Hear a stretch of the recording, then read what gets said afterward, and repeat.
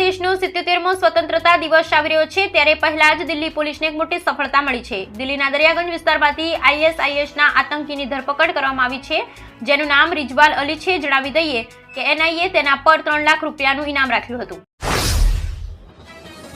દિલ્હીના પૂર્વ ઉપમુખ્યમંત્રી મનીષ સિસોદિયાને લઈ સૌથી મોટા સમાચાર સામે આવ્યા છે। મનીષ સિસોદિયાએ એક્સાઇઝ પોલિસી કેસમાં 17 મહિના જેલમાં વિતાવ્યા બાદ જામીન મળી ગયા છે। સુપ્રીમ કોર્ટે મનીષ સિસોદિયાને જામીન આપી દીધા છે।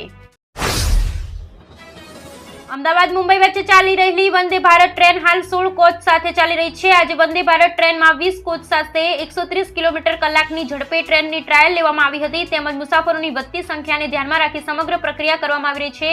તેમજ જો ટ્રાયલ સફળ રહેશે તો વધારે કોચ ઉમેરવામાં આવશે તેમ પણ જાણવા મળી રહ્યું છે। થંડરસ્ટોર્મ એક્ટિવિટીઝ સાથે ભરૂચ, સુરત, નવસારી, વલસાડ, દમણ, દાદર નગર હવેલી, પંચમહાલ, દાહોદ, છોટાઉદેપુરમાં મધ્યમ વરસાદની આગાહી કરવામાં આવી છે। જ્યારે ગાંધીનગર, અમદાવાદ, ખેડા, આણંદ, અરવલ્લી, મહીસાગર, વડોદરા, નર્મદા, તાપી અને ડાંગમાં છૂટાછવાયા સ્થળોએ હળવા વરસાદની આગાહી કરવામાં આવી છે। હવામાન વિભાગના વૈજ્ઞાનિક રામાશ્રય યાદવે જણાવ્યું હતું કે 7 દિવસમાં રાજ્યમાં છૂટાછવાયા વરસાદની આગાહી કરવામાં આવી છે। દક્ષિણ ગુજરાતમાં વલસાડ, નવસારી, દમણ અને નગર હવેલીમાં ભારે વરસાદની આગાહી કરવામાં આવી છે।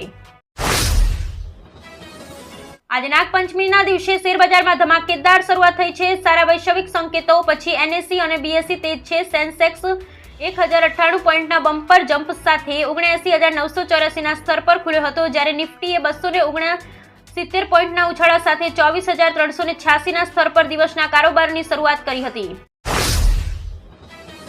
વડાપ્રધાન નરેન્દ્ર મોદીએ પેરિસ ઓલિમ્પિકની ભાલા ફેંક ઇવેન્ટમાં સિલ્વર મેડલ જીતવા બદલ નીરજ ચોપરાને અભિનંદન પાઠવ્યા છે। નીરજ સતત 2 ઓલિમ્પિકમાં મેડલ જીતનાર પ્રથમ ભારતીય ટ્રેક અને ફિલ્ડ ખેલાડી બની ગયો છે।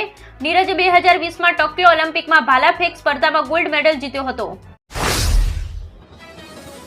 મોરબીના દરબારગઢ ચોકમાં ક્રાંતિ સભા યોજાઈ અને રાષ્ટ્રીય ગાન વંદે માતરમ નાદ સાથે આજથી એટલે કે 9 ઓગસ્ટથી કોંગ્રેસની ન્યાય યાત્રાની શરૂઆત થઈ છે, જે ગુજરાતમાં 5 જિલ્લા મોરબી, રાજકોટ, સુરેન્દ્રનગર, અમદાવાદ, ગાંધીનગરમાંથી પસાર થઈ અને 300 કિલોમીટરનો પ્રવાસ ખેડશે।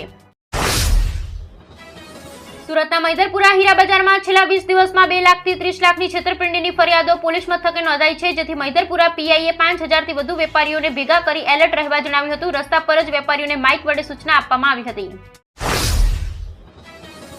વિનેશ ફોગાટને લઈ સૌથી મોટા સમાચાર સામે આવ્યા છે। વાસ્તવમાં કુસ્તીબાજ વિનેશ ફોગાટને હરિયાણામાં ચૂંટણી લડવાની ઓફર કરવામાં આવી છે।